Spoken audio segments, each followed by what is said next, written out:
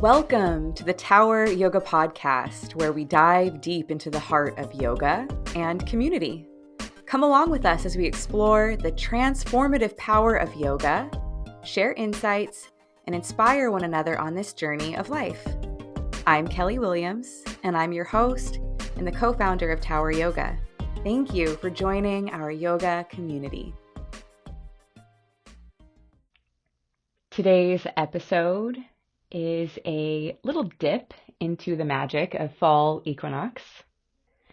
It'll be a short and sweet episode. So the fall equinox lands on September 22nd. And as we hopefully sooner than later transition into the cooler, crisper days of fall, the equinox marks a moment of balance between day and night. So historically, many cultures have viewed this time as one of harvest and gratitude. The ancient Celts celebrated Mabon, a festival of giving thanks for the earth's bounty. In yogic and Ayurvedic traditions, the equinox also represents balance, a reminder of the dance or the play, the lila, between opposites, light and dark, action and rest, effort and surrender. So what are some ways that we can celebrate the fall equinox through the lens of yoga and Ayurveda? Well, first things first, we can create balance through our yoga practice, the asana practice. If you are in a season of summer, and that happens differently on different parts of the globe, obviously, but I'm speaking to everyone and people in my community specifically, in Fresno, in California, in the United States, about this specific kind of heat that summer brings. It's very, very, very hot. And I think outside of that, energetically, during summertime, no matter like when that lands for you, it's a season of like extroversion, of like going out. There's more like festivals and parties and celebrations, and we're drawn, more outside of the home during this time. It's a time to go outside and go hiking and, just even like barbecue in the backyard. It's a time of like outward being. And with that comes a lot of energy that we're kind of putting out into the world. And also we are feeling the heat from the season itself. And so as we transition to fall, there is a shift in the rhythm of nature. It's a shift that is one of slowing down. And if we can take a cue for that, it's like, okay, how do we cool down and slow down a little bit if we have been, playing outside a lot, if we have been going to a lot of hangouts, barbecues, festivals, all these kinds of things, if we have been really kind of out there with a full social calendar in the summertime and taking trips or doing whatever, I think it's a good way and a good time to think of, okay, how do we slow down and cool down a little bit? And so in your practice, that could look lots of ways. It might mean that you normally take really, power-driven classes. You like the hot yoga, and it could mean that you take either a slower pace of class in the hot room, or like at our studio at Tower Yoga, there's a hot room and there's also a non-heated studio. You might say, hey, like I still want to take like my 1 or 2 hot classes, but maybe instead of that third hot class this week, I will go try a slower class or just a non-heated class at the Lotus Room. So you could bring balance just simply by something like that. Now, I think no matter what season that you're listening to this in, if you have a lifestyle, for instance, with your job and just your temperament, if you have a lifestyle where you tend to be really busy in your mind and not very physically active, i.e. like sitting at a desk and not having a lot of time for movement. I'm not saying that in the summertime you shouldn't do a movement-based class, because in that situation you definitely should, but it might mean that you just take a break from the heat, for instance. And on the other side of that, say you have a really laborious job where you're working outside and you are feeling overheated and that kind of thing during the day, then I think, yeah, maybe you do like to go and take your hot yoga class in the middle of the week. And I'm not saying you shouldn't, but it could be a good idea to maybe step back and say, hey, I'm actually going to give myself a break from the heat and go take a restorative class. So that's one way that you can practice balance, is just by choosing, based on where you're at, how to approach the classes that you choose to go to, or the way you practice at home, even if you're practicing at home, that you bring a sense of balance with a deep consideration of the time of season it is, which is one that asks, hey, let's cool down and let's slow down a little bit. So that's one way in your practice. You can reflect and set intentions. Here we are, and now we're like a good 9 months into the year at this point, going on 10 months. And so we're getting towards the end of the year, and it could be a good time to reflect on what were some of those intentions or goals that you set at the beginning of the year, if you happened to do that. And where are you at now with them based on how life has unfolded? And maybe you're not one for intentions. You didn't really set New Year's resolutions or anything like that. But now could be a time to really, even if it's after a yoga class or something like that, even if it's just a Sunday morning with a cup of coffee, this is a great time for self-reflection, slowing down a little bit and making time for this kind of thing. So you can reflect on what you've cultivated in your life over the past season, over the past, 9 months or so, and what you want to harvest moving forward. So in yoga, this mirrors the practice of swadhyaya, or self-study, as part of our personal development and growth.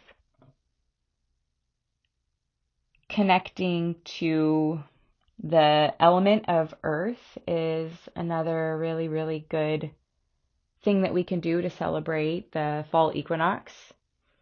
It might be time to, if you have a garden, kind of clear out anything that has harvest and clear out anything that's like run its course of time.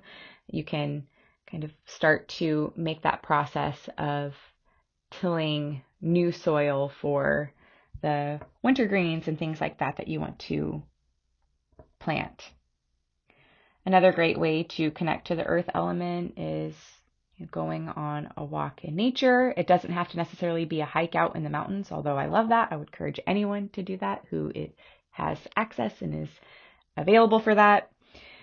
But you could flop your shoes off and put your feet on some grass and take some deep breaths and just watch your breath and watch the trees and the leaves and the sky.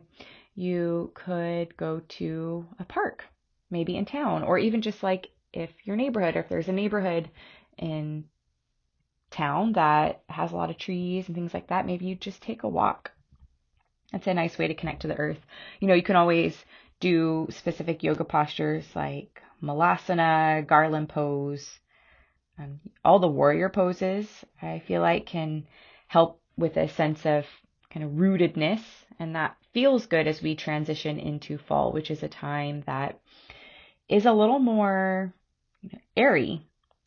So that gets me into the kind of Ayurvedic perspective, and from the Ayurvedic perspective, and again, I bring up Ayurveda here and there, but if you aren't aware, it is an holistic, ancient medicine system.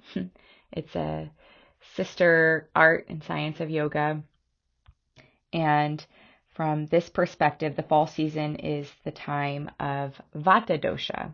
Vata is the elements of wind and space, like combined.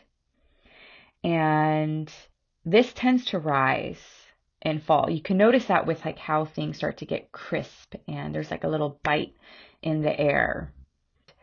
Vata governs movement, change, and creativity, but it can also lead to imbalances such as feeling ungrounded, anxious, or scattered. So this is where doing certain practices, whether it's like a literal yoga pose or a meditation or like putting your feet on grass or putting your hands in soil, of rooting yourself, allowing yourself to feel rooted, can be really, really helpful.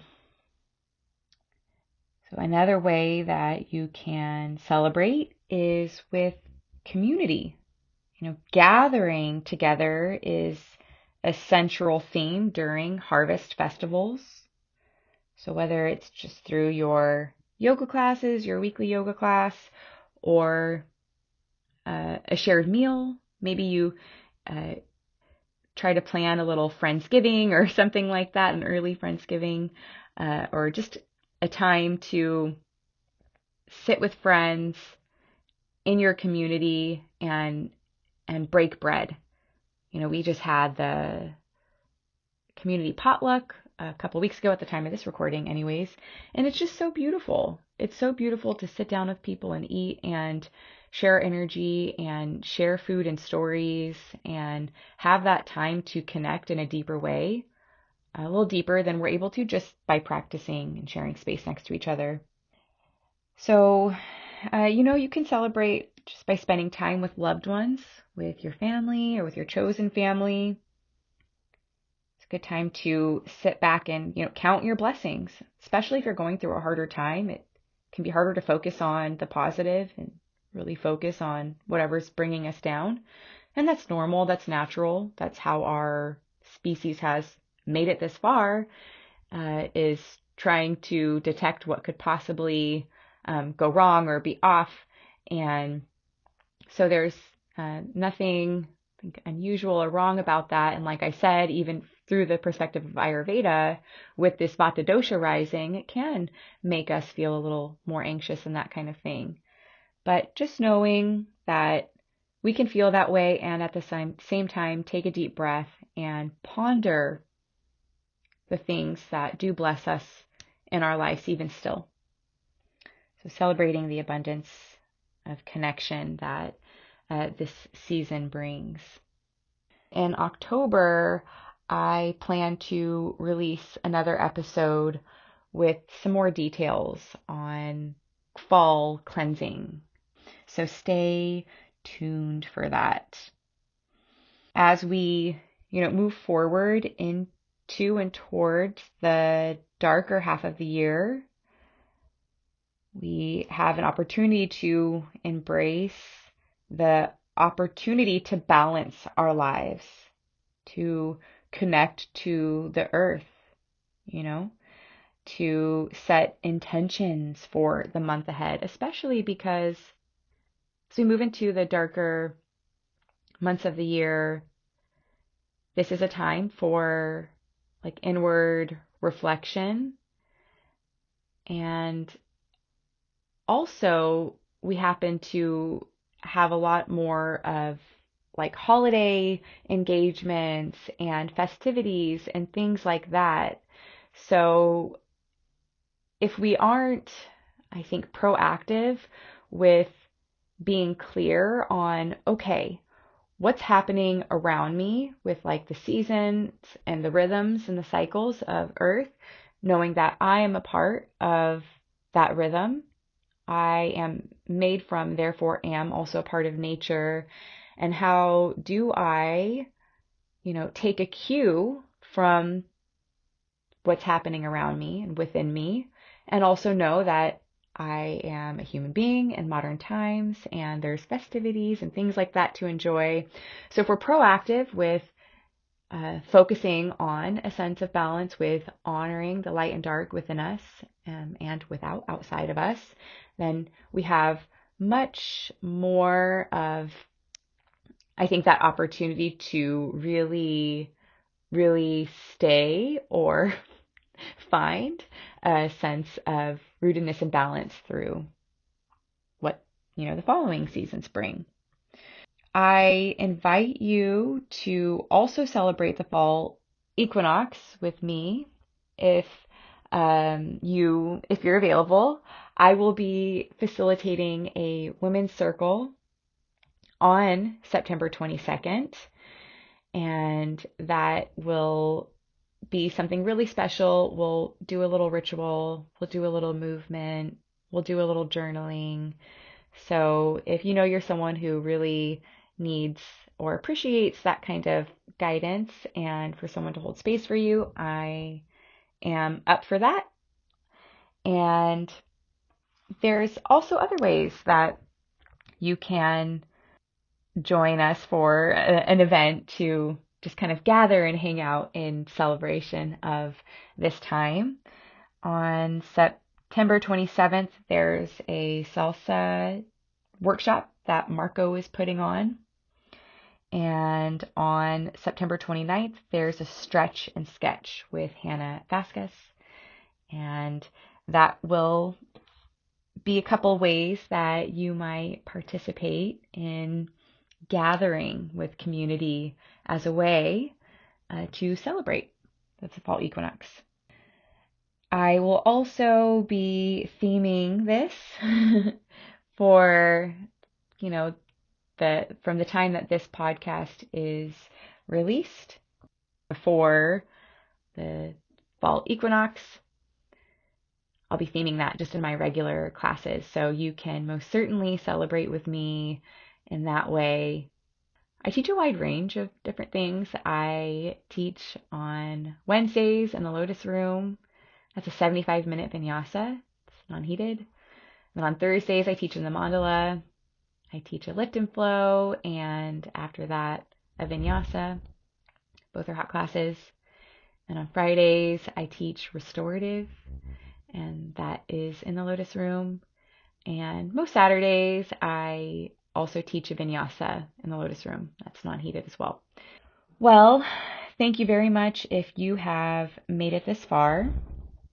Like I said, am wishing you a beautiful fall equinox, and I hope to be alongside you as we honor this time, both on and off the mat. Heads up, we have officially completed our first season of the podcast. I'll be taking a couple weeks off from recording, but I will be back starting the first week of October. I'm wishing you a very beautiful fall season ahead. Thanks again for listening in and joining our yoga community. If it so resonates, please share this episode with a friend. Remember, the inner light of awareness within me honors the inner light of awareness within you. Until next time, stay grounded, stay present, and keep flowing with grace.